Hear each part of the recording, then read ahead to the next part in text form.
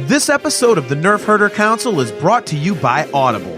Visit audibletrial.com/NHC for your 30-day trial and a free audiobook download.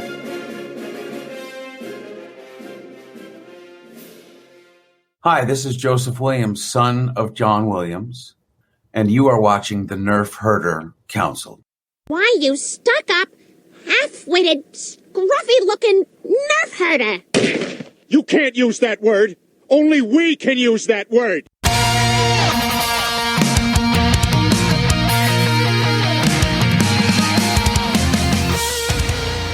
You're tuned in to the Nerf Herder Council, your source for Star Wars opinion, conversation, and debate. Featuring your hosts, JT. Stormtrooper armor deflects everything except Orback hooves. They're like a horse version of Thomas the Tank Engine. AJ. Yeah, Rebels is a lot like our show, where we think we have a good idea and then it just fails in execution.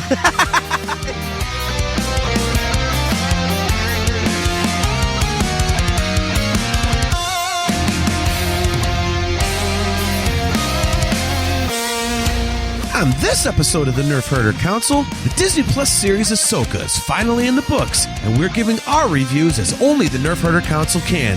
And don't worry, JT did not go nuts on purrgil this time. This is the Nerf Herder Council.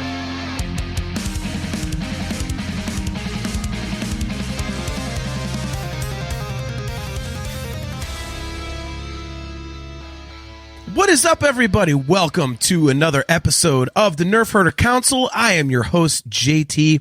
We are live on Facebook and YouTube, not only of the Nerf Herder Council, but also of the Virtual Cantina Network.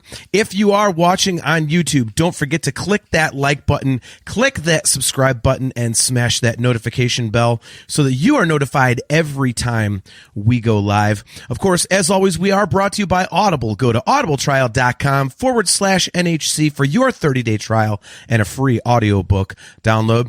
If you would like to get customizable Nerf Herder Council swag, just go to shop.nerfherdercouncil.com. If you would like to get Virtual Cantina Network swag, just go to tpublic.com/user/virtual-cantina. As usual, everybody, quick disclaimers here.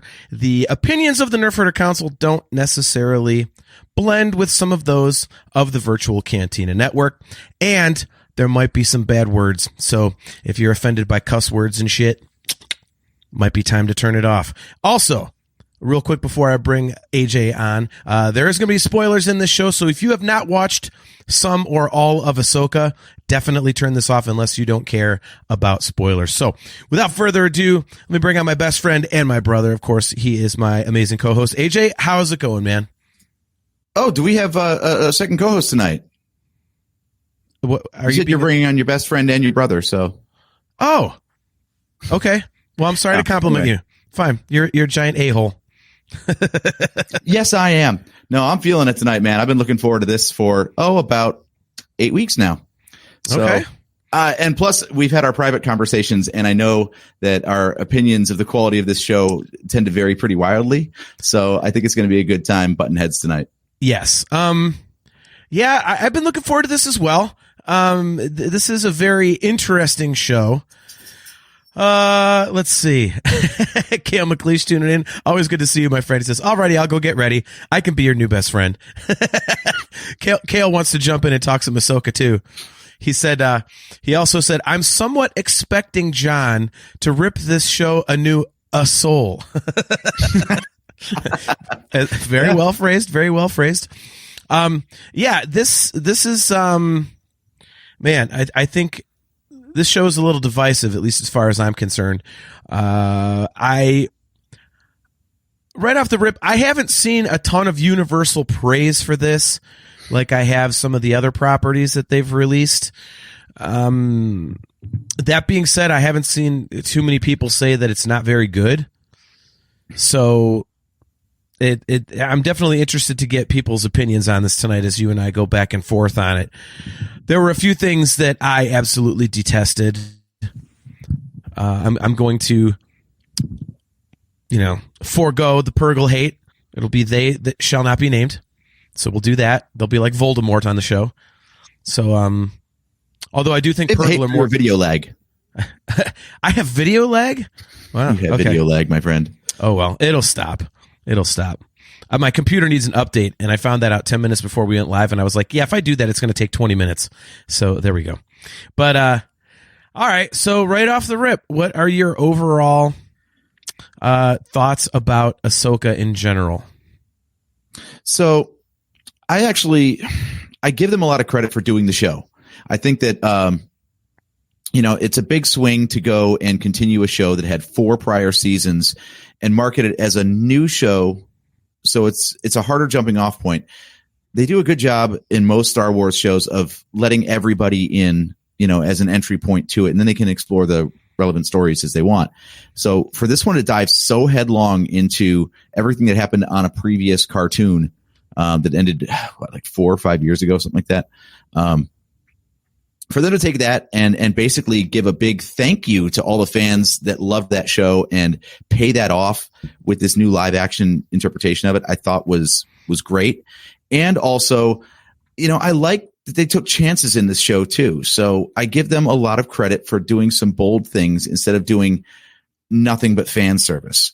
I mean, there's a lot of fan service in here, obviously, but to go to literally an entirely other galaxy outside of the Star Wars galaxy was huge. So anytime they take a risk, I'm at least going to give them respect for trying instead of just painting by numbers. Not everything worked, and I think a lot of the stories got shortchanged for the characters because there was, frankly, just too much going on for an 8-episode run. But I think that speaks to the fact that they probably have intentions to tell more stories and episodes in future seasons. So those are my thoughts. What do you think? Well, Jeff Caffrey, always good to see you, man. He says, tell us how you really feel, John. Well, I think if it's one thing that even on our short time on the Virtual Cantina Network, it's one thing you guys ought to have learned already is that I will not hold back how I really feel. And those of you who are longtime viewers / listeners, especially our audio viewers, you definitely know I will not hold back. So, so for me, I will say this is by far my least favorite live action show that they've done. It's very low on the list of new Star Wars, I will say. Disney Star Wars so far. It's very low on that list in its entirety. This is a weird show for me because I can't say that I dislike it. I think I'm indifferent to it. Ooh, that's the worst. Yeah, I'm just like, okay, all right. Like, okay, it's there. It was Rebels fan service constantly. They that shall not be named obviously really rubbed me the wrong way. The World Between Worlds rubbed me the wrong way. There were a lot of things I was like, what the hell is going on here? And my main takeaway is that Dave Filoni absolutely needs a handler. Every time that guy has just run rampant with something 100% on his own, it has not been good. I'm sorry. I know that is absolute, that's blasphemous to say that to a Star Wars audience, but the guy needs to be reined in. He needs someone sitting across the table when he comes up with some of these really stupid goddamn ideas and tell him, Dave, that's a really stupid goddamn idea. I think this show is proof. I've said this before, but I'll say it again because this is like my main takeaway. The reason Mandalorian is so good is because Filoni is involved, but he's got someone to check him. John Favreau has other ideas. He can tell Dave when he's doing something stupid. On this show, he did not have that, and it shows. I think this show had the same limitations that Rebels had. I thought it had the same quality that Rebels had, which is not good in my opinion. And will I watch future seasons? Of course. Like I said, I didn't dislike it.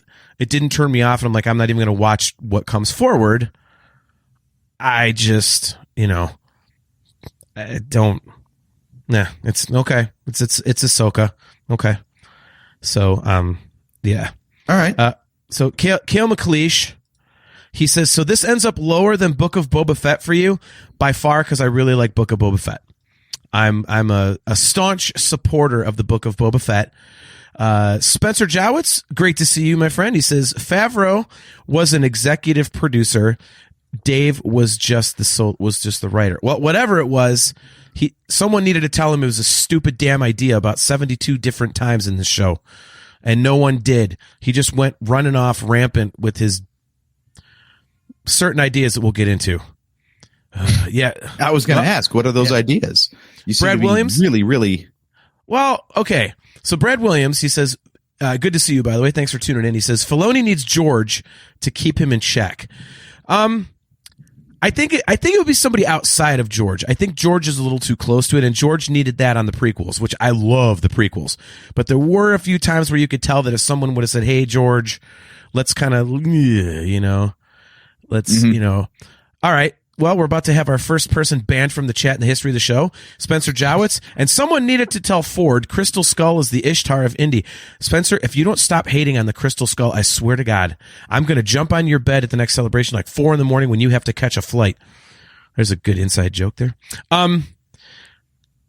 Look, there were some really stupid things in Rebels that he completely did in this show. Firefights where people are 3 feet apart and missing. Stop with that shit, okay? Stop it. Just stop it, okay? With that dumb battle with the Nadi, where those big globe things, which I love the Nadi, I've said that, they're moving about 2 miles an hour and nobody's hitting anything. What the hell is that? It supposedly Thrawn sends out these amazing assassins to go kill them. You're the best we got. It's like they're the assholes from Spaceballs. Here's my cousin, like all cross-eyed crap. You know what I mean? Like, stop with that. You're not wrong.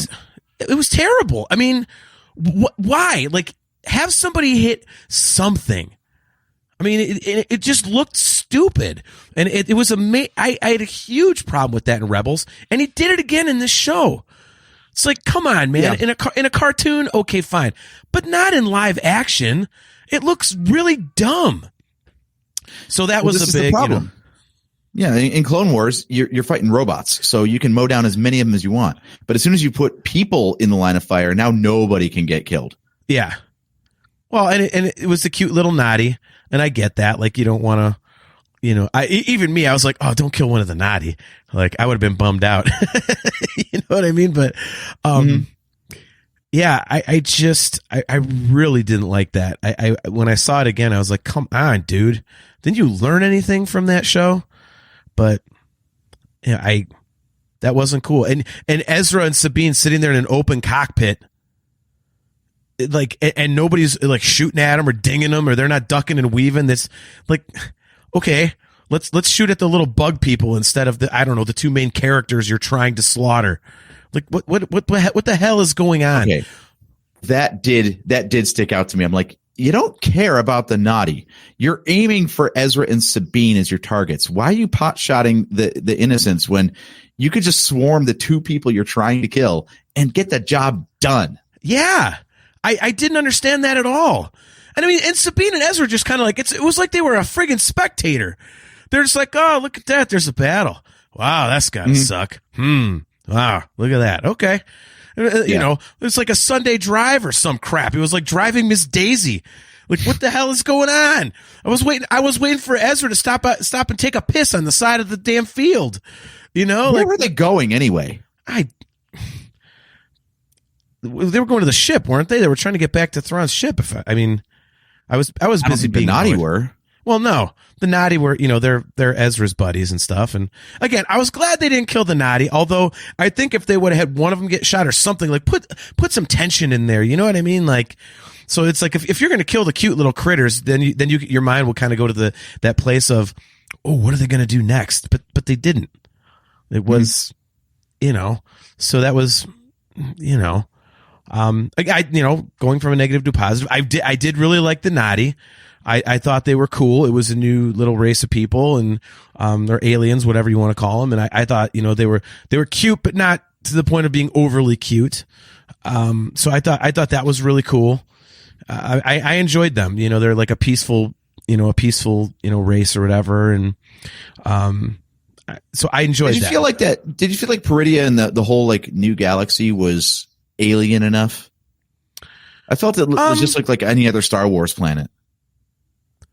Yeah, I mean, I guess, yeah. I didn't really think of it that way. I didn't figure that we were going to get something all kooky and everything, which, and to be honest, I'm glad we didn't. Because if we were going to get some, like, you know, Ant-Man Quantum Mania goofy crap, I was going to be like, seriously? I mean, it can run afoul. You're right. Yeah, I liked that it was, you know, familiar. So that was cool. Spencer Jowett says Noddies are plot armor. Our first instance cute of plot is armor. Plot armor. Yes. If you're too cute, you can't die. That's just it. Yeah. It's like they didn't learn from Return of the Jedi. You know, like what's one of the most gut wrenching scenes in the Battle of Endor?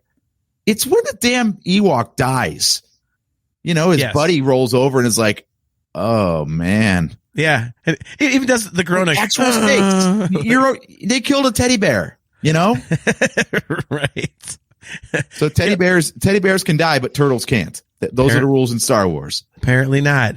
Cale McLeish says it's not even the only time they've contradicted shit from Rebels, given that Sabine straight up gave Bo-Katan the Darksaber, but apparently Mando wasn't allowed to. That's a good point. That's kind of something. That's one thing I have seen people bringing up, Cale, is that they're like, that kind of goes against what we've seen. So there's that. Well, they explained that as saying it really didn't go well for Bo-Katan, and she blamed it on basically it was cursed because she took it instead of won it. They changed the rules. It was like the NFL. It was like the NFL rules committee. Every year they have a new meeting to determine new rules. The Mandalorians have a meeting every year to determine new Darksaber rules. So, yeah, I would say I don't. One of the things I didn't really care for, and we'll see where it goes. So I can't say that I'm really against this yet, but I don't right now see the point of the show starts and Sabine and Ahsoka are over here and Ezra's over here, and you know, and then the show ends and they're just in opposite places. Like, what the hell was all that for? So I'll be interested to see how they play that out. That's it just kind of made the whole thing seem kind of pointless to me. It was, you know, like it started out where it began in a way. It was weird. It's like season 1 here was basically an ensemble show. You had almost the entire crew of the Ghost. Still wonder why they didn't put Zeb in there. Yeah. And then by the end of it, everyone's split up. Like, okay. Usually you introduce things individually and then they all come together and culminate, but apparently we're going to do it the other way around. You know, it's almost like, I love it when stories kind of do this. It's like Spider-Man, where, you know, the MCU did their own spin on the character and he kind of had his own trajectory. And then at the end of No Way Home, he is the friendly neighborhood Spider-Man that we all thought we were going to get in the first place. So it turns out that everything was leading up to the origin point we expected. And this is kind of the same. Spider-Tano, No Way Home. Nice work, Cale. Cale, nice job. Yeah. But yeah, so to end season 1 with Ahsoka now being stuck out there on Peridia is actually kind of a cool way to do it, because, you know, she was the one who wasn't lost, and you're right, they swap places. So if they want to do Ahsoka season 2, they can pick up on Peridia and they don't have to explain where the hell everybody else is, because now Ahsoka's off on her own. Yeah. Yeah, that's a good point. Like I said, I can't, it was confusing to me, but I can't say that I dislike it because I don't know where it's going. I mean, for all, I mean, I would, if I had to guess, I would say it's probably that's the start of the whole new universe thing or whatever, the second galaxy. And you're going to have, you know, Ahsoka over there. You know, I mean, and I think, you know, Sabine is over there for a reason, because what they need is someone who can farm the land, cut down the trees, make buildings out of them, cook all the food, run the government, provide like security and protection. Mm-hmm. Start like the weapons that defend them. Yes, true. Start a water treatment plant and also run that. Am I missing anything? Don't forget the orphanage. She's going to build an orphanage. Yes. As part of that, and then also raise the children. Yes, that's true. That's true. She's gonna open a few restaurants. There's gonna be like, you know, some like purrgil In-N-Out burgers and stuff like that. You got to do that. You know, I mean, I think she's going to teach a broken-hearted old widow to love again too. Right. Yeah. Look at our buddy Torres, man. Good to see you. He says, I was lost the entire time and hated it. Well, okay. Number one, Torres. I love our audience. They give us such nuanced takes, you know? Look, man, better to be direct. You know what I mean? I mean, so Torres, the story was easy to follow, but it also, I think, is easier to follow. This was the one show where I think you kind of had to know who these characters were and have that background, AJ, because I think it was, you had to kind of understand why Thrawn was a big deal, why they're looking for Ezra. There was a lot of backstory in this that I don't think, you know, and that's another thing, like with The Mandalorian, you know, the thing that I think that show does so well is that if you don't know Star Wars lore, you could still get into it. But if you know Star Wars lore, it's even deeper and more rich for you. So it appeals to both sides of that coin, whereas this one, I think, really relies on prior knowledge, I think. So, well, do you think there's room for both kinds of shows? Yeah, I mean, I think there is. I mean, to your point earlier about saying, you know, usually like people start out apart and then at the end of the show they come together, and this one's doing it in reverse. That's a cool idea.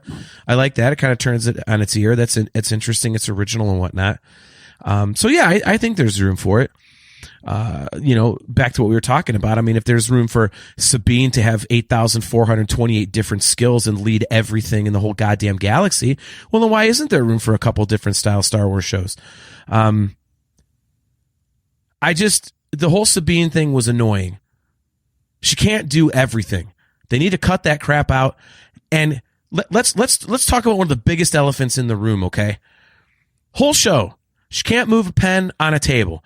She's 2 feet away from whatever's on that damn table. Can't move it. Can't do a thing. All of a sudden they're in battle. She's blocking stuff and throwing things with the Force. And I'm like, I just went, are you kidding me? And then the very first thing that popped in my head was, that's not how the Force works.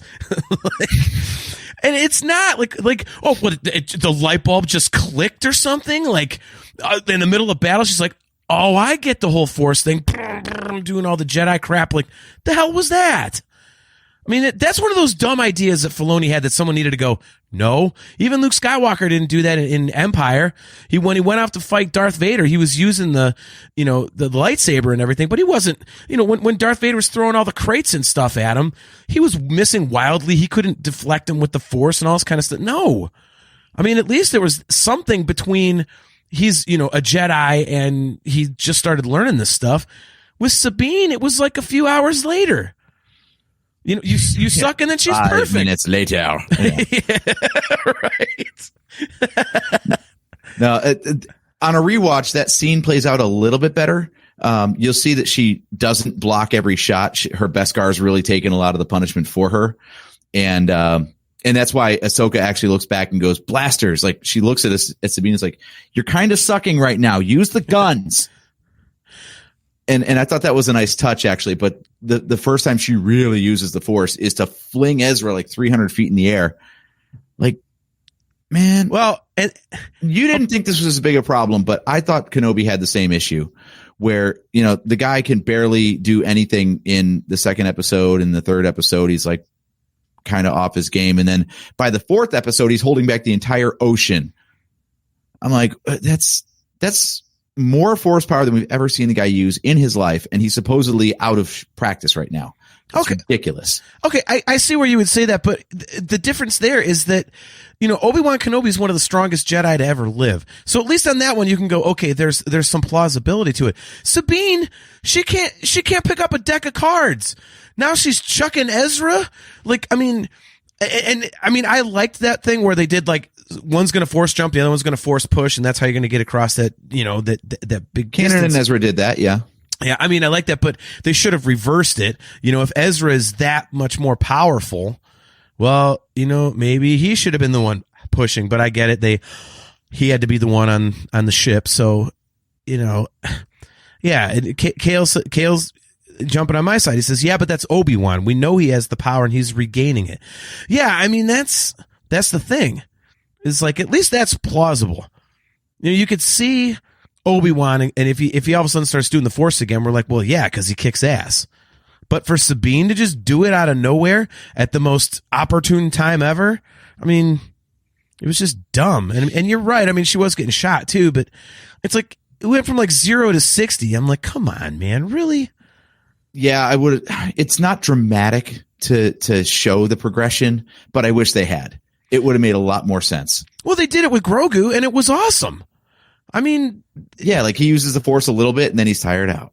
And then he uses the Force a little bit more, and he's not quite so tired. Yeah, and yeah. I think that's a microcosm of this show. The word that just came to mind about the show to me is clumsy. It's not as smooth. It's not as well delivered. The ideas aren't fleshed out as well. You know, and the Ezra thing, I hope when they do the future seasons, I hope they show him doing something, because the way it was built up where, like, you know, he doesn't have a lightsaber, so his Force skills now have to be like amazing. And he's been stuck on that planet doing God knows what he's been stuck on Peridia doing God knows what for a couple years. Like, he really didn't do much. It wasn't like all of a sudden he's like super kick ass. It was okay. So I hope they show that, because I think that would be kind of cool, because then it makes him a more formidable character. And I you know, which is kind of what I expected. And he really wasn't. It was more kind of like resting on his laurels. You know, it's like, we're just supposed to know that he's this great Jedi now. I guess it's implied. And, you know, I wasn't, you know. Yeah, I assume the audience was supposed to pick up on it because of how the other characters talked about him. Yeah. With a certain reference. But yeah, it's so hard because, you know, we've both seen Rebels, so we had all that backstory. And I don't know a lot of people who haven't seen Rebels that are fully versed in Ahsoka. So I hope that they, you know, chime in on like Torres did and give us their opinions, because yeah, I only watched the first couple of episodes with a totally like new audience to Star Wars, and they didn't have any questions beyond what we had, really. Like the backstory bits that were hinted at didn't yet matter in the plot. So the only questions that were mutual were like, since when was Sabine ever Ahsoka's apprentice? Like, oh, I don't know that either. You're not supposed to know that yet. But yeah, there are a lot of things in here that seems like, I don't know. It's got to be hard as a writer. You know, like Filoni lives with these characters in his imagination day in and day out. And I know that's one of the hardest things as a creator, especially in film or something, is it's easy to leave out connective tissue, because in your mind, those dots have already been connected. It makes perfect sense. So to remember to include all that stuff for everybody who doesn't have your insight, it's got to be tough. And I feel like, unfortunately, you've got so many fans working on Star Wars now that even the rest of the staff that's supposed to check that and make sure continuity makes sense and all those dots are connected for the audience, they already have those dots connected too, because they've got their headcanon and all the backstory as well. Yeah. No, I agree. Again, I think it's something that he needs to be checked on. I think there was just something missing from this show that has been there with the other ones. And it's, you know, I mean, say what you want about Book of Boba Fett, but at least like you had some awesome moments. There wasn't a ton of stuff where you just go, well, what the hell is that? I mean, it was mostly that one is, I think people's complaint about that show is like, what's the point of this? You know, why are we getting Mando season 2.5? Like, why it was, you know, it was kind of like a cash grab in a way, and it's not for cash, but you know what I mean? Like, they just, we're gonna get ratings based on showing a crap load of Boba Fett. And, but in terms of like the stuff that happened in the show, you know, people were digging the Rancor getting loose, which if they weren't, you're wrong, because that was awesome. So, yeah, I mean, seriously, is there a Star Wars fan alive that can't get on board with the Rancor running around kicking ass and not just stuck down in a pit? Right. Come on. But, yeah, like, I don't know. This show just lacked something that the others had. And again, I think it was clumsy. You know, Shin Hafu she was almost like a pointless character to me. It wasn't. Yeah, I've got a couple lingering questions about a few plot threads, actually. So yeah, let's start with her. Yeah, like she's supposed to be like this Jedi Padawan, but she can't knock off Sabine. That didn't sit right with me. It was always a stalemate. Remember, it's Sabine. That's true. That is true. I mean, Sabine always wins. That's it. Right.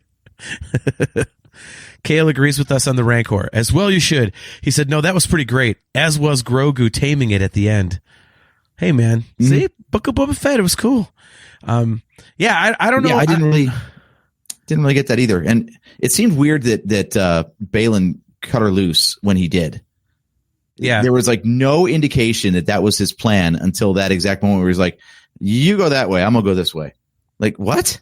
Yeah. You're talking about training her as your Padawan, as your apprentice, and then you just leave her on a planet in the middle of nowhere?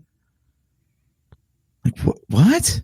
And what sucks is, like, they had a storyline built up for this, and now they have to change it all because Ray Stevenson died. You don't even have Balin Skrull.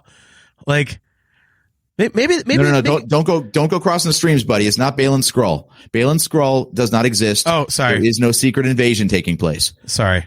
What's the last name? Yeah. Skull. That's right. Skoll. Yeah. That's right. Sorry. Mispronunciation there. I apologize. Yeah. Like, make him a redneck. Give him a trucker hat. Call him Balin Skull. Nice. They're just going to write him out. The Nadi, actually, it turns out the Nadi are like just incredibly violent, and they're just going to jump him, and there's going to be a pile of Nadi like ripping his body to shreds, and that's how they write him out. Or he just, Sorry, I had to get to this because yes, we're talking Balin, but yes, as far as things that really don't track, can a lightsaber just friggin' kill somebody for a change? Yes. Why does Qui-Gon get to be the only guy that falls from a lightsaber to the gut? Yes. Yeah, Kale's comment for all our audio viewers out there says, remember that Sabine should be absolutely goddamn dead because Sabine should not be able to stand up to a lightsaber through the gut. Yeah, he nails it in the next one. He says, somehow Balin Skull didn't return. Oh my God, that would be phenomenal. But yeah, I'm with you. Like, I mean, we've talked about this on previous shows, so we don't got to belabor the point too much, but like, apparently if you get gored by a lightsaber, you're good. It's if you get barely nicked with it, then you're really in some trouble. Yeah, the Inquisitor survived, Reva survived, Sabine survived. Yep.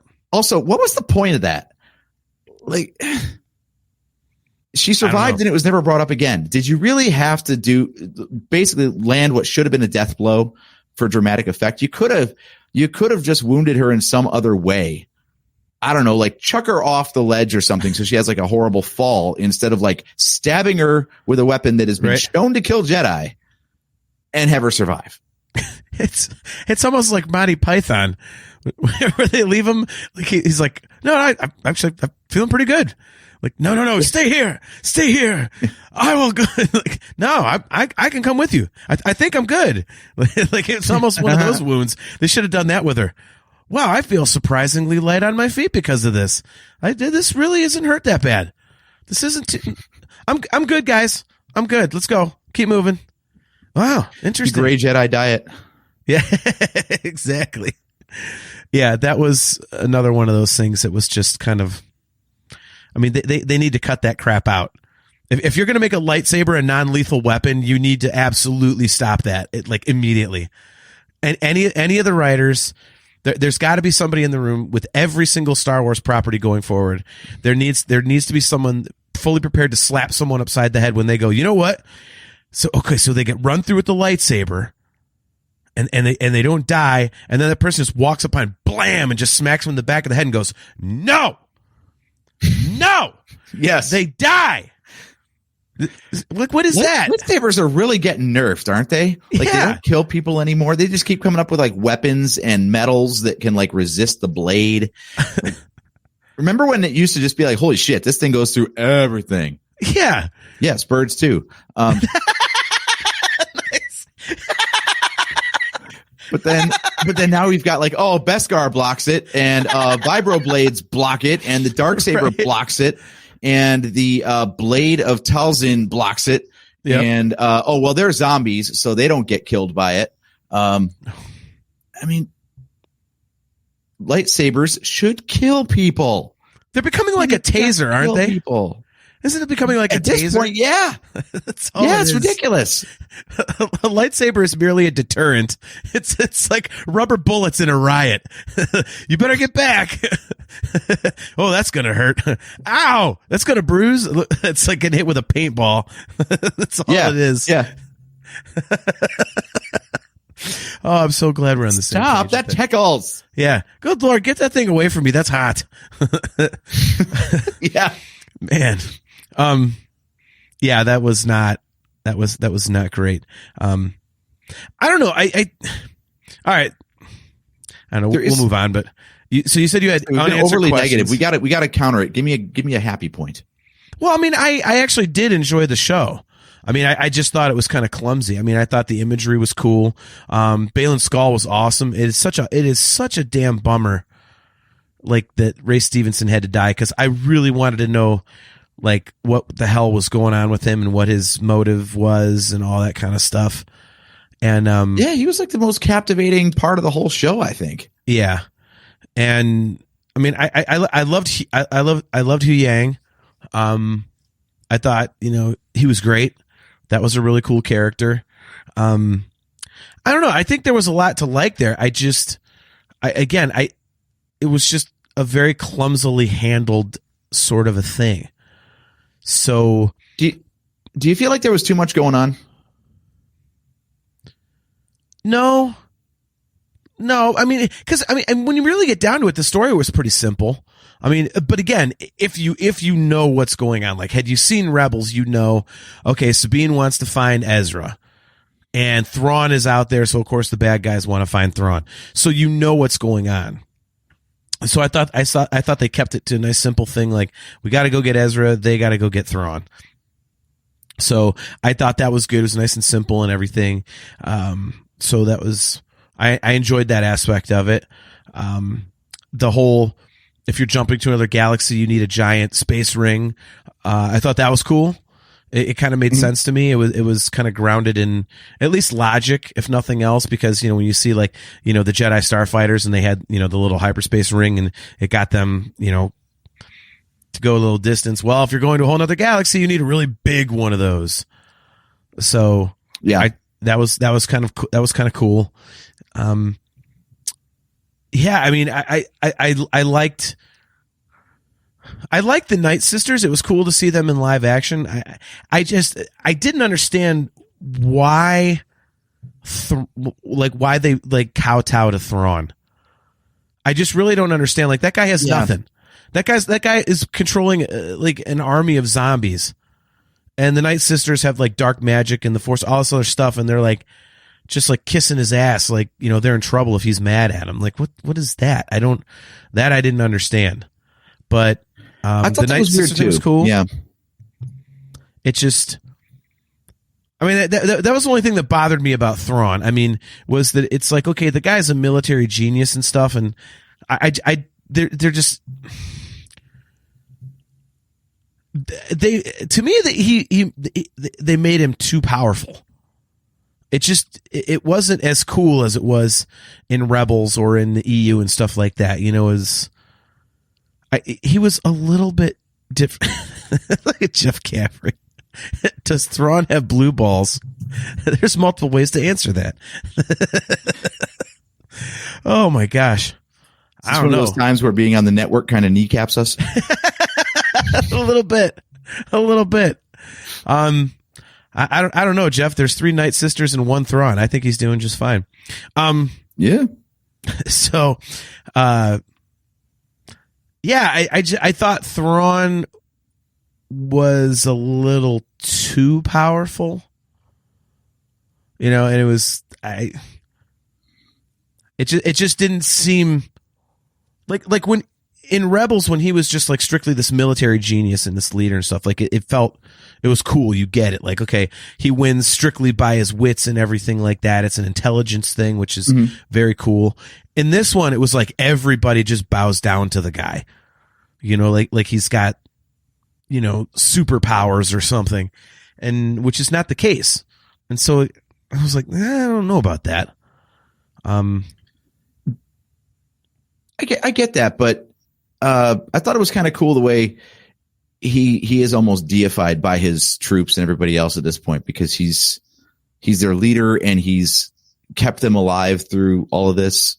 So it kind of tracks, but you're right. They have never explained why the Night Sisters are so stuck on him. Like what is he doing for them? We did not see that part. So maybe he's made a deal with them saying like, hey, if you help me out and get me back to the main galaxy, then this is what you'll receive. I don't know. That's why. But again, I don't know if that's lazy writing that they forgot that plot thread, or if they just haven't told that story yet, you know? Yeah. I'm just thinking about Jeff's comment about blue balls, and I'm thinking, well, the Night Sisters, maybe they're bowing down to him because he's just giving them the good loving. They're just like, oh, Thrawn, like the end of Top Jimmy in Van Halen. If his quarters are smeared in purple, we know what's going on. Oh, God. Oh my gosh. There's that bad language we were talking about. Hey, I said nothing. All I did was mix some colors. Okay. True. Yeah, I don't know. Yeah. Hopefully that gets explained down the road. I think, I would like to see more of the Night Sisters. They didn't do a lot with them. And as we've seen in the cartoon and stuff, Jeff Caffrey, pow, chicka, wow, wow. Nice. Boy, didn't the Night Sisters look cool though? Yes. Like you talk about a great translation from animated to live action. That was outstanding. Yes. They were so creepy. Yeah. And I think like taking them out of a small environment, like just keeping them on like the bridge of the ship or whatever, like actually showing them in their environment would be really cool, because you can have those bigger set pieces, I think, that would look really, really cool. So, going back to finding positives about the show, they're definitely one of the positives. I also think there's a lot of open-ended stuff in here that could lead to some really cool storytelling. So, I've said many times in the past that even when Star Wars does something that I don't like, I like the fact that it exists, because it could potentially lead to something new that I do like. And I think the Ahsoka program, the series, program, like it's in the 50s or something. Oh God. Anyway, let's go to the sock hop. The Ahsoka series, I think, has a lot of cool open-ended stuff that I think could, lead to some interesting places. So I'm interested to see what, and also it's becoming clear that a lot of these things are starting to tie together. We saw the Leia thing, and positive. We got 3PO. So there you go. Yep. But but I mean, there's a lot of stuff that's starting to tie together. So I think the fact that it is giving us some new things that could be pretty huge down the road, I thought was cool too. So I liked some of the open-ended stuff. While it's weird to me because I don't see where it's going, I don't even have like a guess. I like it because it's there, and I like it because it's interesting, and it's could potentially provide us with some more interesting stuff. Yeah, you got to bring some new stuff to the table, right? You can't just keep, like you said, resting on your laurels and doing the same old. That's how you get franchise fatigue. So you've got to take some chances sometimes, even if it means sending whales to hyperspace. At least it's an attempt to. They're called They That Shall Not Be Named. All right, you're back. I didn't name them. I called them space whales. I said they're called They That Shall Not Be Named. Use the terminology. Those things suck ass. We're not getting into that. We've already done that to death. So hyperspace animals in general. All right. I'll allow it. It's an idea. It's something different, So I'll give them credit for that. I think in general, one of the things that is, I don't know if it's a problem or not, but I found the villains to be more compelling than the heroes. Did you feel the same? Wow, I never. Jeff, I mean, between nice. God, I was going to say Martok, but that's a Star Trek character name. Marok. Yeah. Marok. Yeah. Wow, I never thought of it. The ultimate red herring. Boy, we had so many thoughts on like, who is that guy? Who is that guy? And turns out he's just nobody. Well, and Kale asked that. It's actually interesting you bring that up. He says, who did Sam Witwer voice? He insisted he was in the show, and I highly doubt he was talking about a blink and you'll miss it status of a character he did once. Could have been Marok. It could have been Enoch. I'm trying to think of anyone else whose face we didn't see who had a voice that we didn't already know. Like Hu Yang, it was the same dude, David, somebody that voiced him in Rebels. And he certainly wasn't playing a Night Sister. So I think we've covered all the possible suspects.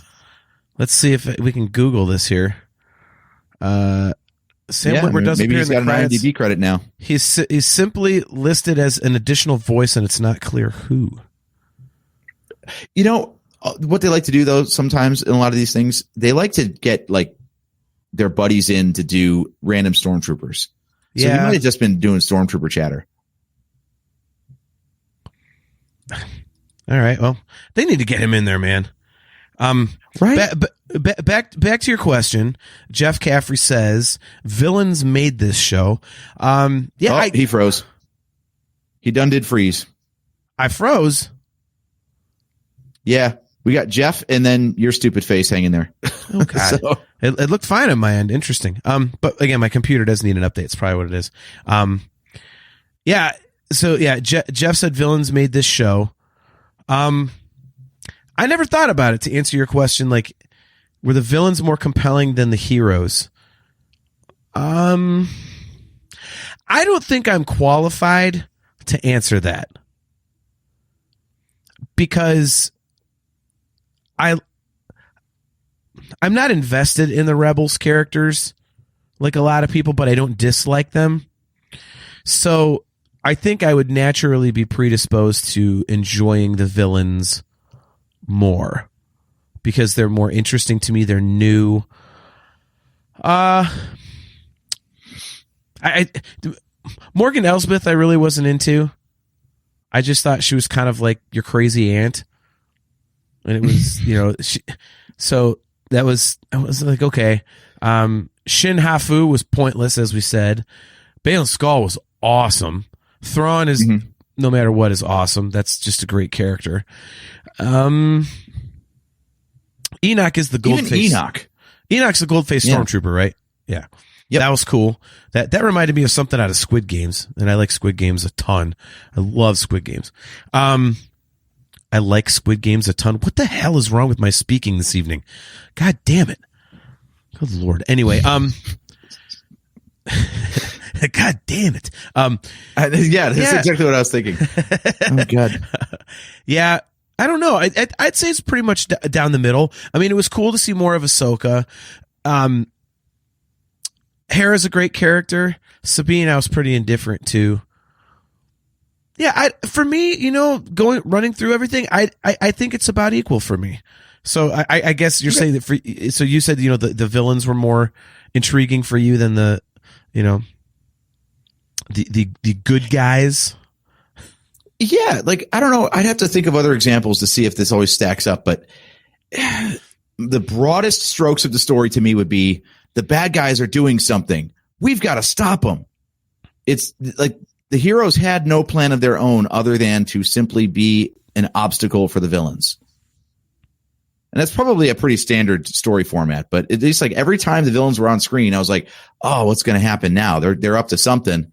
But with the heroes, it was never in doubt. We knew exactly what was going on. The only time I felt like any sort of like real intrigue was like at the very beginning of the show when Ahsoka is basically doing her best Indiana Jones impression, like tomb raiding, for the map. Yeah. Right. I was like, oh, this is cool. What is with all this? And then that went away real fast. Yeah. Discuss Metal Joe, our good buddy Joe Wren. Good to see you, buddy. He says, if this show had been a movie, it would not have felt like a letdown at the end. It really feels like they made Ahsoka so they can bring back Rebels as a new show. Yeah, I actually I think it'd be worse as a movie because the end is just so. What the hell was the point of that? We went to find Ezra, but now we just switched places.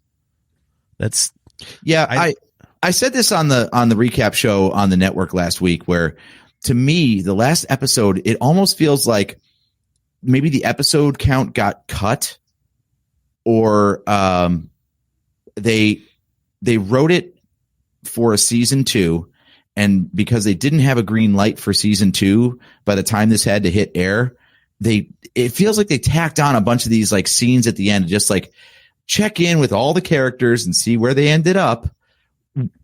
And it just kind of fell flat, right? Like, you see Shin, she arrives at the Marauders camp. Balin, okay, cool. He's standing on the hand of the statue of the Mortis gods. Awesomely jumping off point there, but it was just like, okay, we checked in with her, we checked in with him. Let's make sure that we show Ezra and Hera reuniting on the New Republic ship. It's just like a kind of like a checklist, It wasn't like an organic way to wrap up everything with every character. It was more like, well, we might not be coming back, so let's just make sure everybody gets a little bit of closure. Yeah, I could see that. I just don't understand. Like, there's so much open-ended stuff in this that I don't know how there was any way that they weren't already for sure doing at least a second season. Otherwise, the writing was just kind of sloppy, unless they weren't sure and they specifically did that hoping somebody else would pick that up in something else later. I mean, maybe that's the point. It could be like the movie slate's always changing. So, they announced that there's going to be a Dave Filoni movie that culminates all this, but when and how many seasons of television are coming out in between, we don't know. Like, who knows? They might have had to kind of leave it this way so they can say like, well, we could jump to the movie if we want, or we could hold off and tell a couple more seasons of television first. Let's find out what the next couple of years hold. Yeah, I think that's a good point. I think that's a very good point. Yeah, I mean, we've seen in Marvel the way they've had to rejuggle stuff like through the pandemic and everything, how stuff can get wonky because they have a plan laid out and then the timeline moves and now stuff doesn't sit properly where it belongs and stuff has to be rewritten in like a kind of janky way, I mean, there's already been a shift in this whole time period because the whole Rangers of the New Republic show just got scrapped because of the whole Gina Carano thing. So that was one of the 4 pillars that was supposed to be part of this that's now gone. So they're having to like integrate those stories like Carson Teva into like the other shows just to keep that through line. And we still don't know. Like this is not confirmed for a season 2, is it? I haven't seen anything. I mean, I'm not actively looking. So, and there's is Mando confirmed for a season 4? Oh yeah. As far as I know, I didn't hear that it wasn't. In fact, I'm almost positive that was. I'm almost 100% positive that was because I looked it up at the end, when it did the little, that weird wipe thing. That's the thing. That had a very final thing to it, right? Yeah. We got Skeleton Crew coming up. Yes. I think that was supposed to be out. Was that supposed to be this year and now it's been pushed, or was it always supposed to be next year? Isn't there something coming out in November, I thought? I don't think so. I thought Skeleton Crew was the next thing on the slate. I don't know. Oh, he's Googling, folks. Yeah. Yeah, it's 2023. Consists of 8 episodes. I wonder how old this is, though. November or December of 2023. Yeah, by now. Okay, if it was coming out next month, we'd have a release date. Yeah, approximate January 2024. There's another thing. Yeah. All right. Star Wars Skeleton Crew Acolyte, released. Caleb McLeish in the chat. Yeah, talking about Acolyte. That one has been announced and kind of fell silent. So who knows what's going on with that? That was like, I think. Sorry to cut you off. I was going to say, go ahead. You brought that. Acolyte was like the highlight of Celebration this year. Because I watched all the coverage because I was off work for watching the Masters tournament, and man, everything was Acolyte. So that might be a big one. At least that's what it sounded like from all the coverage of it. Yeah, Jeff, exactly. Jeff Caffrey says sometime in the future. Yeah. Why do they keep doing that? Why do they keep saying it's out in this thing? Oh, no, we're bumping it. Oh, we're changing it. We're doing 2 episodes at once. We're doing can't they figure this crap out? That's weird. That's a good point. That was like what was it, like 2 weeks ahead of the premiere that they all of a sudden went, it's on Tuesdays and it's 9 p.m. and you get 2 episodes. Yeah. What? How did you not have that figured out?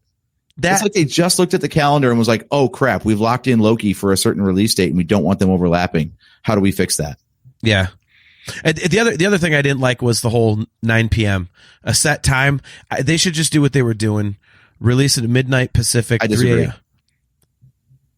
Okay. I disagree. I think it's awesome because, I hated that. Because if you don't have time to jump on like immediately at midnight when it drops, then you've got to like avoid the internet until you can get on to watch it, because otherwise something's going to be ruined for you.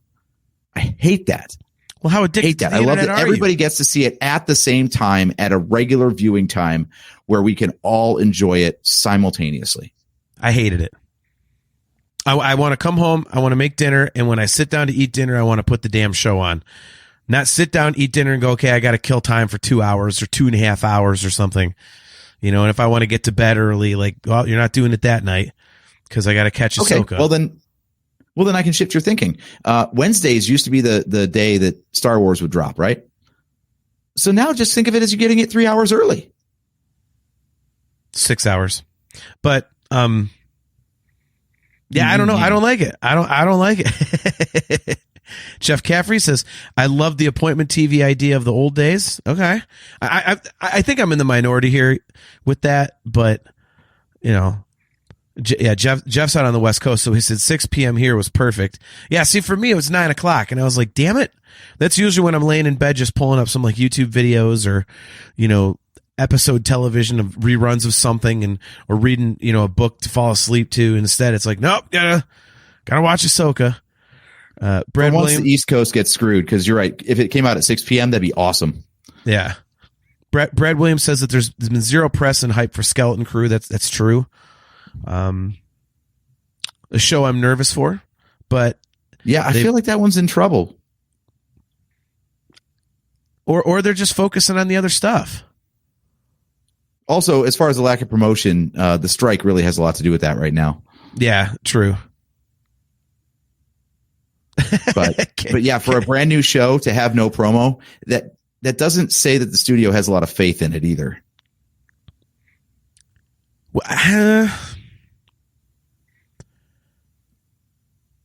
don't know that I agree. I just think they're focusing on other stuff. They don't usually overlap things very much, if at all. So, maybe they're, now that Ahsoka's done and it's, it's in the rearview mirror. Now we're going to get focused on the other stuff. It's what they've done before. So yeah. I don't know. That doesn't worry me. Maybe they're crapping their pants because they lost a lot of subscribers. I don't know. The price increase doesn't help, but I don't know, man. Like, I'd be interested to know where fans are really standing on this stuff, because for me, even though, like I said at the very beginning of the show, that Ahsoka is by far my least favorite of the live action shows, I still enjoyed it. Mm-hmm. And it, anything they're going to put out in live action now, I'm going to watch. Unless it's like a National Geographic special about They That Shall Not Be Named. And so I would like to think that the majority of fans are like that the quality of the live action material has been so high that if they don't throw out a ton of promo material for Acolyte or Skeleton Crew or something like that, like that they're still going to tune into it in droves. The only people I know that just absolutely aren't watching are some of my dickhead friends that are like, oh, Disney's all woke. I'm not supporting it's woke now. They did this. I'm like, shut up. Will you please shut up? I absolutely hate hearing that. Like, I can't even begin to tell you. Like, Star Wars is not woke. Just stop it. If you're watching Star Wars to find those things, you're watching Star Wars for the wrong reasons, and get the hell out of my fandom. And yes, I'm gatekeeping, and no, I don't care. I hate that. I absolutely detest it. So those are the only people that I know in my circle of friends that are, that drop their subscriptions or aren't watching Star Wars and stuff like that. So purrgil mort. Volda purrgil mort. Yeah. Oh my gosh. Jeff Caffrey coming through. All right. No, I like the fact I said this in my recap at the beginning of the show too, where I like the fact you get something that's every bit as grounded as like Andor, where it's very boots on the ground. And then you get something like this that's like as far into the fantasy realm as you can get. You've got the world between worlds, and you've got they who shall not be named, and all this craziness, right? And it can all live alongside each other. And if you get into the more grounded stories of Andor, great, we've got that for you over here. If you really just want to know about space wizards and crazy bullshit magic and stuff like that, we got that over here for you too. Whatever gets you into the fandom, I'm fine with, really. Even if I don't like it, I can understand that there's an audience for it.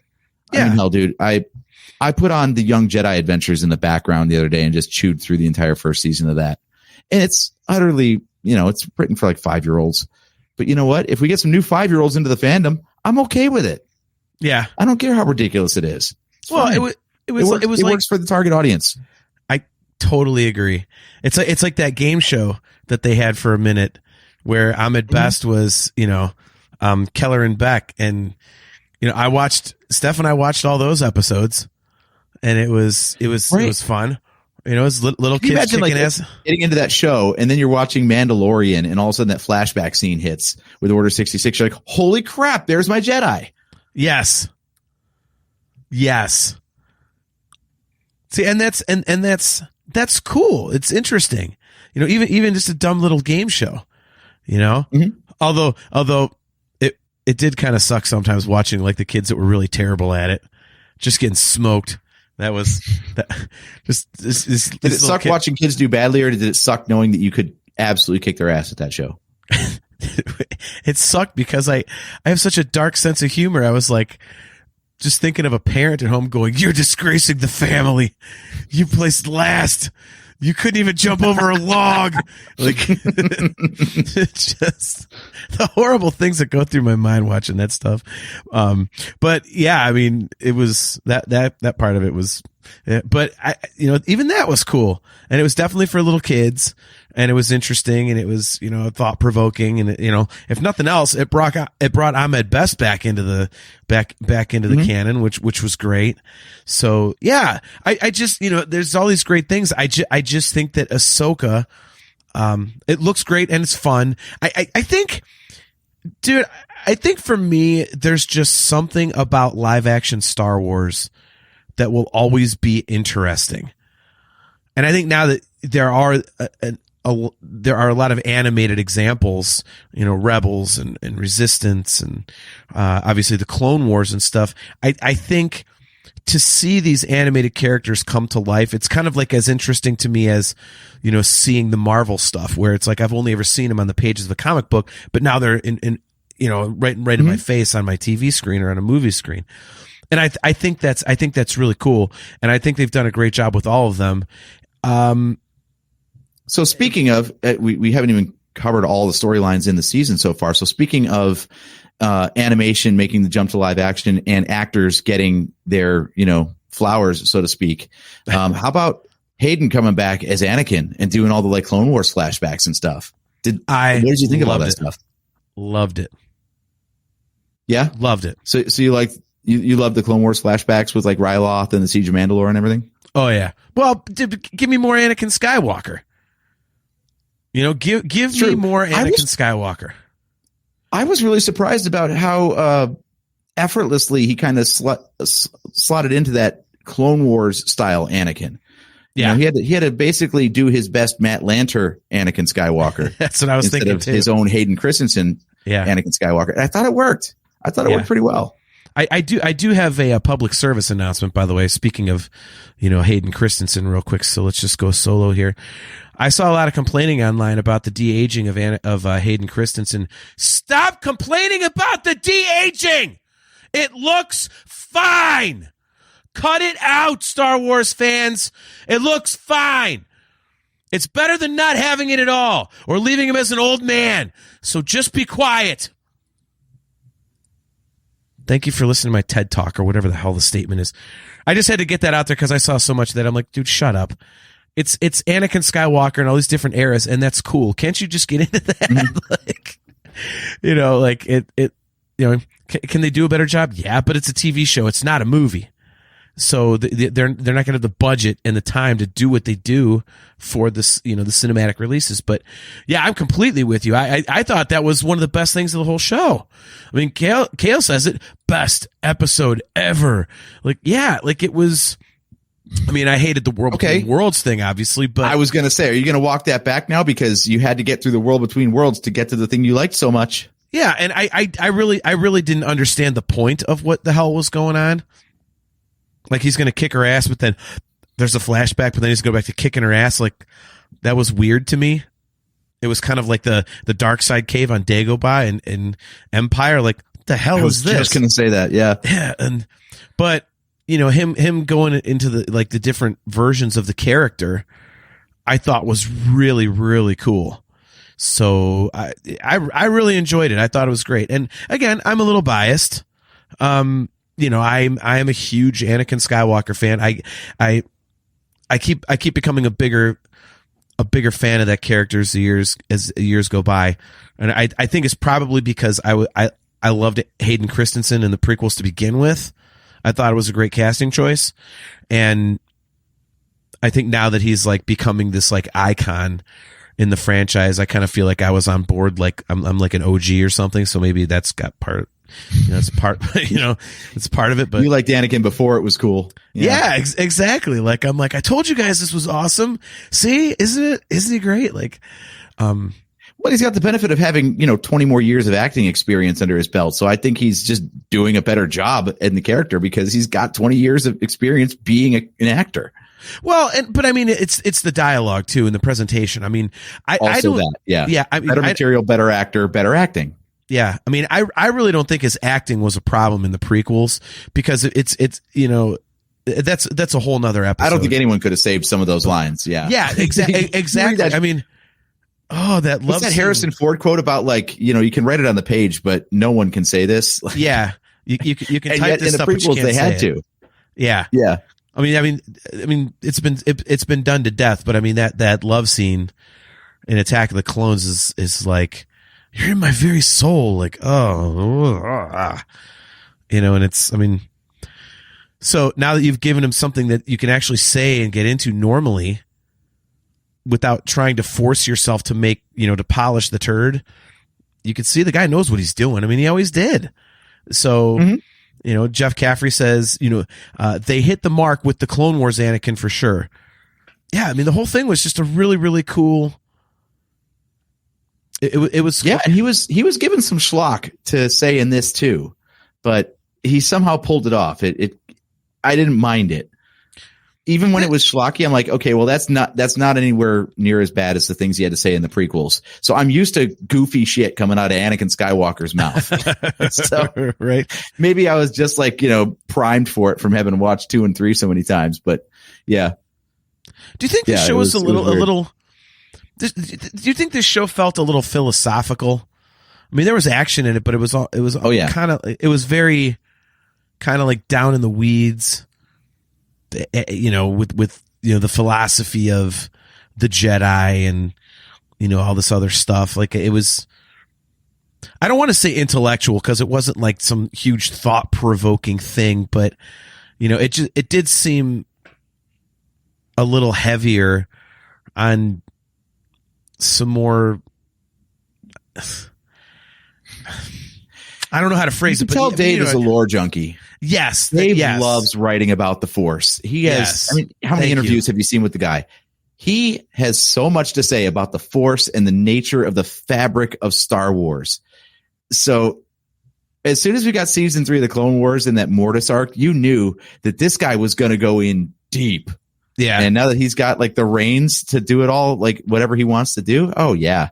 It got philosophical, but see, here's why I don't mind that though.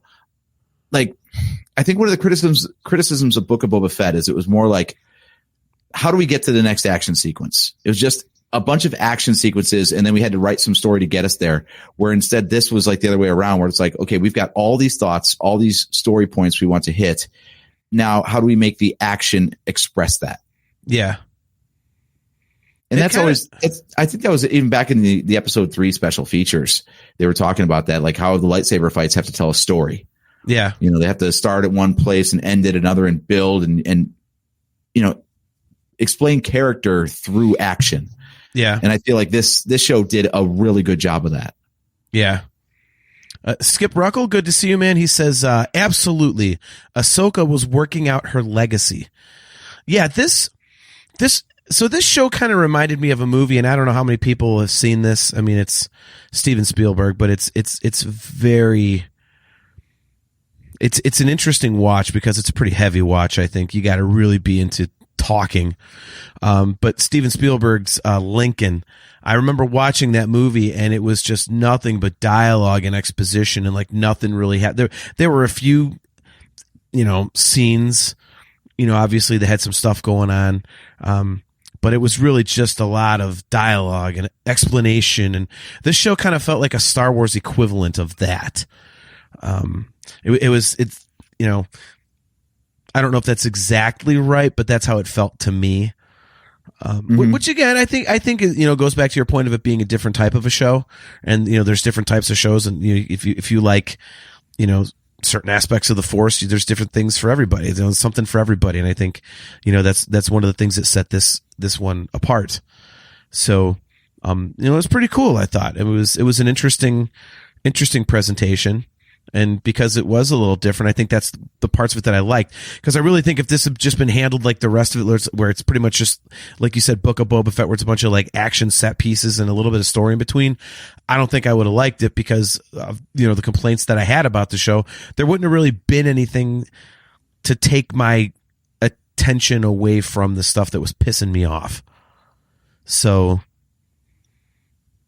yeah.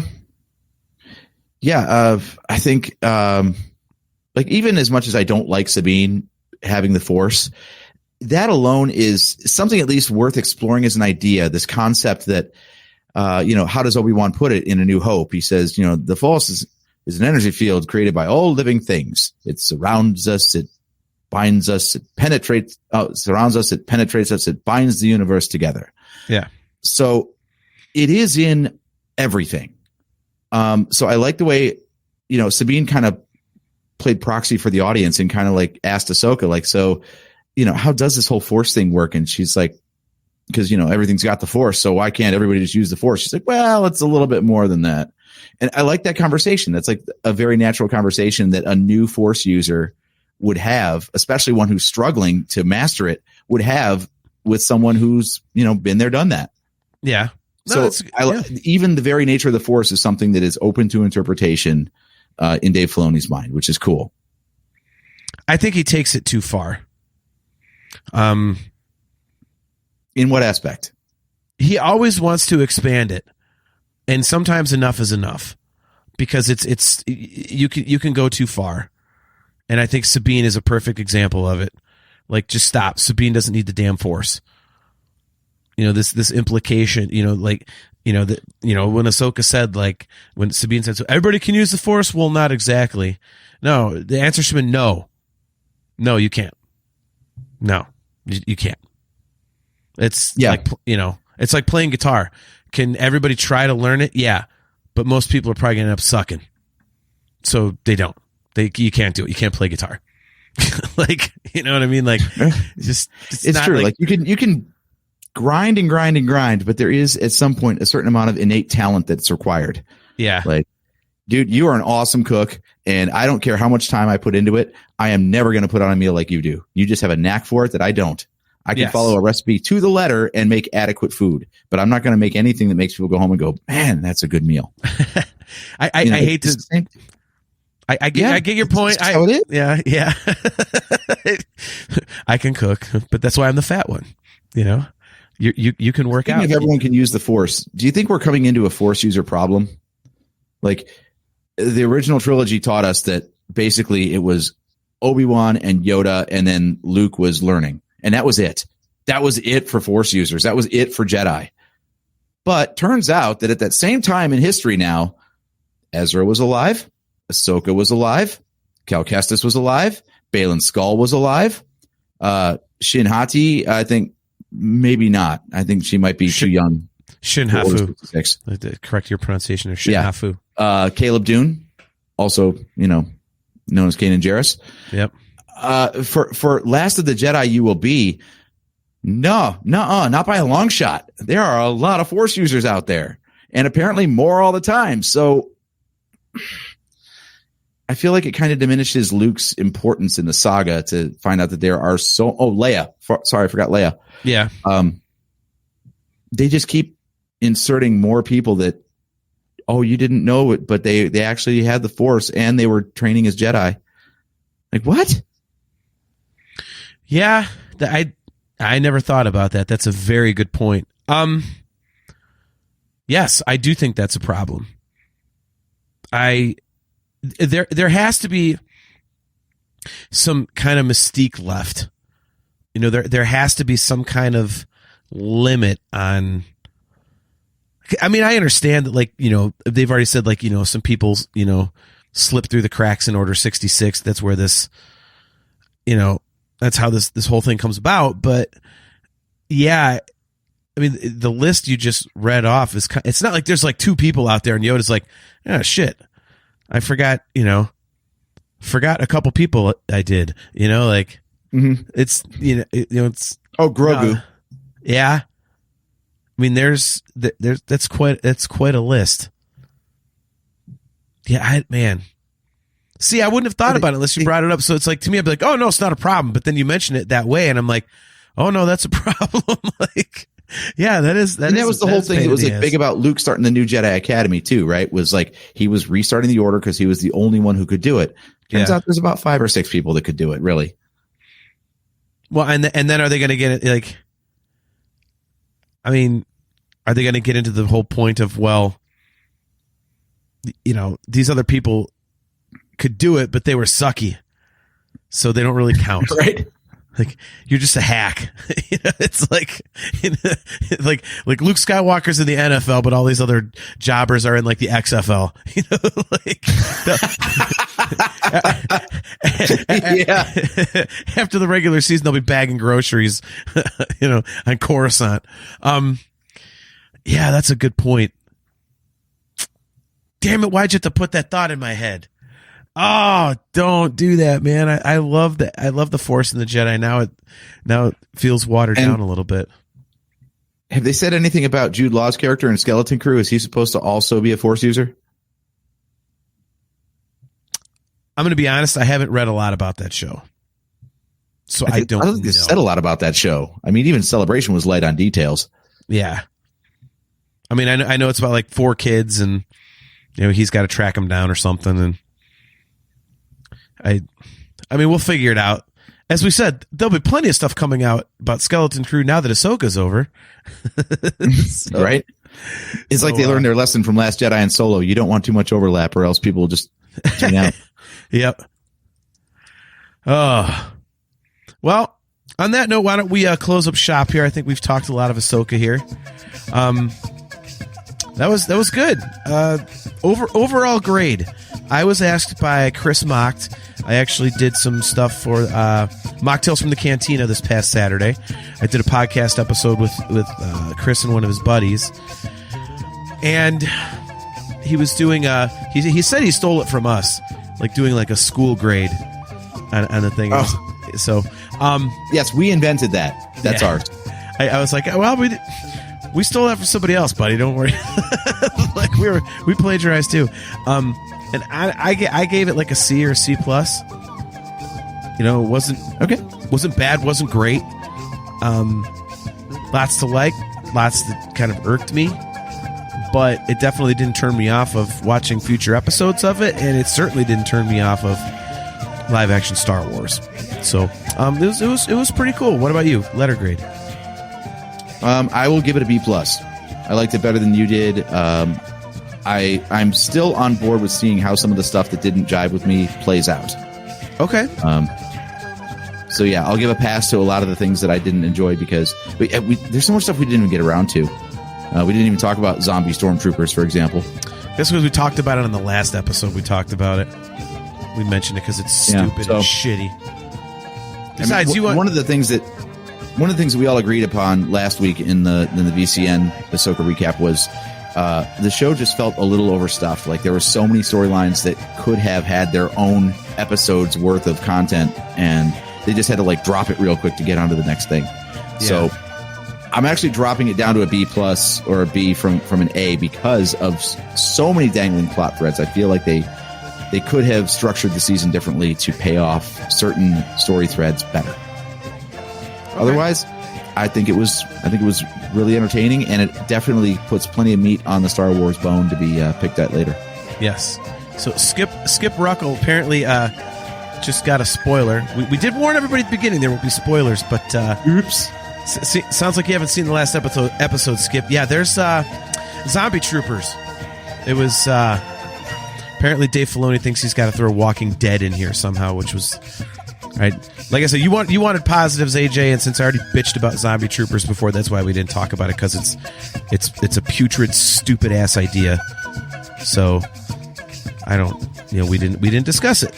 So before we get out of here, why don't we bring up the upcoming show schedule for the Virtual Cantina Network, and we'll go through this here a little bit. Oh boy. Or just real quick. So yeah, very subtle indication here, but the stormtroopers did get zombified. Well, and it's not so subtle when one of them gets clipped in the helmet, and then you can see the actual zombie like skin and crap underneath on their face. So yes, they actually showed that. That's how I figured it out. I was like, oh god, really? So Anywho. All right, so let's talk upcoming shows on the Virtual Cantina Network, shall we? Yes. All right. So this is obviously for this week. The Rebels Revisited has already happened. Our show has already happened.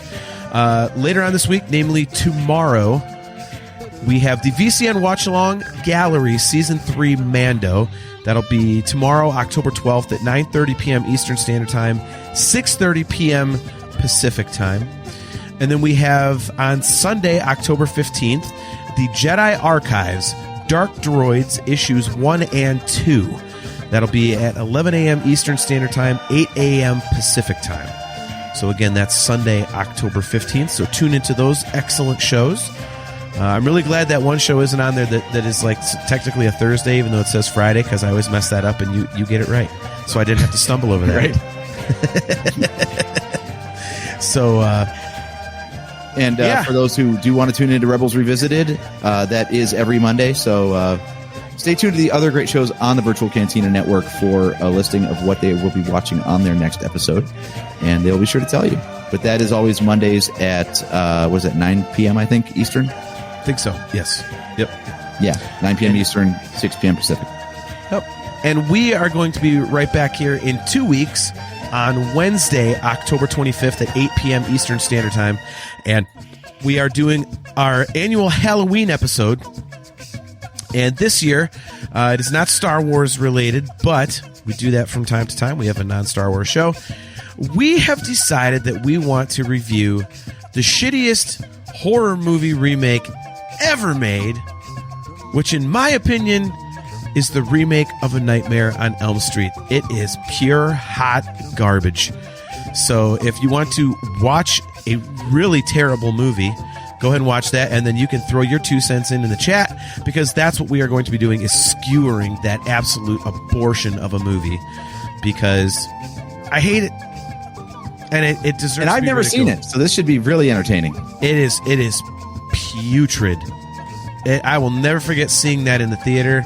And I was in my original band APG at the time, and I went with my drummer Tony, who absolutely loves Nightmare on Elm Street. I think it's his favorite franchise. And we got out of the theater, and I said, "What in the name of God was that?" Well, that was awesome. And I turned to him and I said, "Shut up. There's no way." And the band was over. Yeah. I was like, and he's trying to give me reasons why it's good. I'm like, you're full of crap. There's no way you enjoyed that. There is no way you enjoyed that. No way in hell.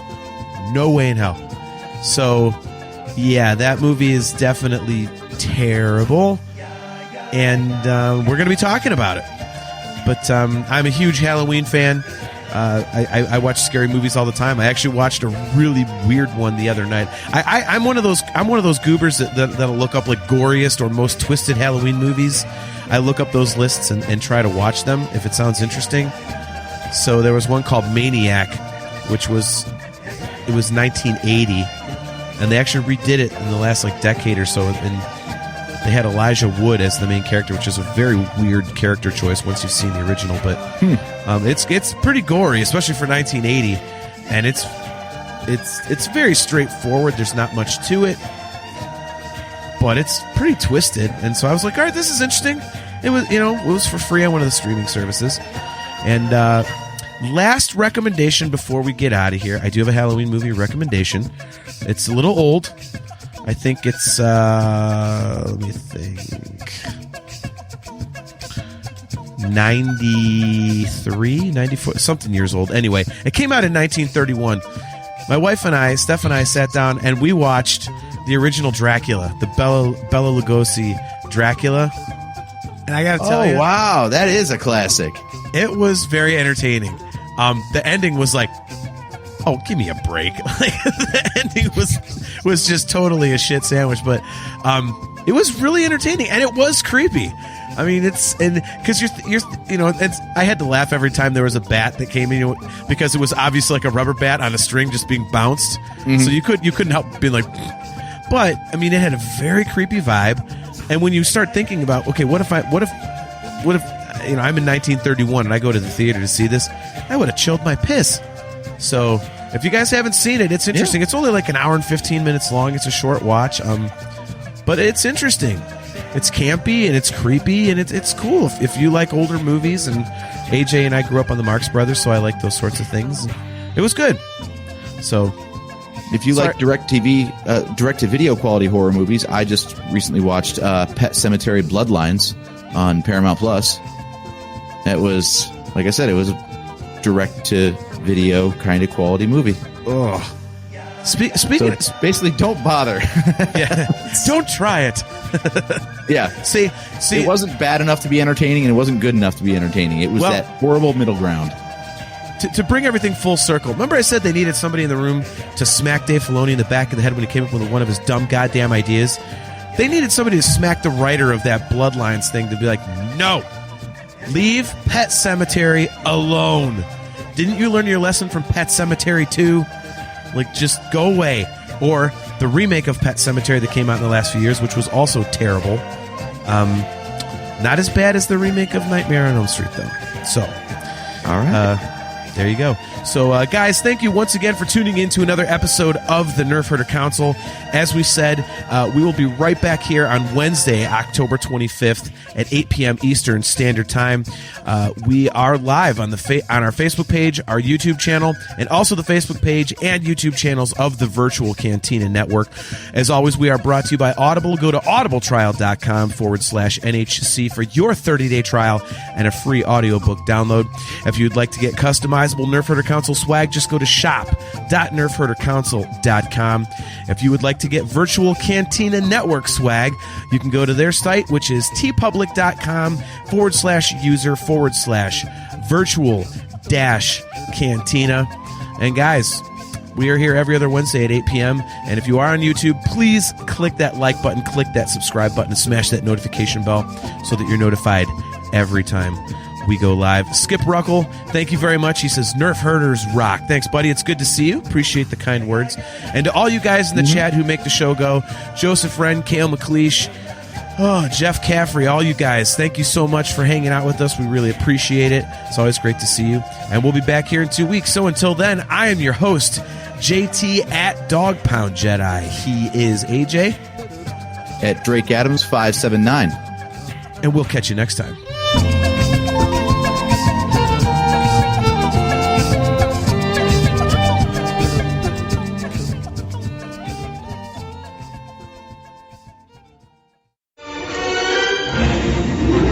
Bolts is never gonna get us past that blockade. This bucket's got a few surprises left in her.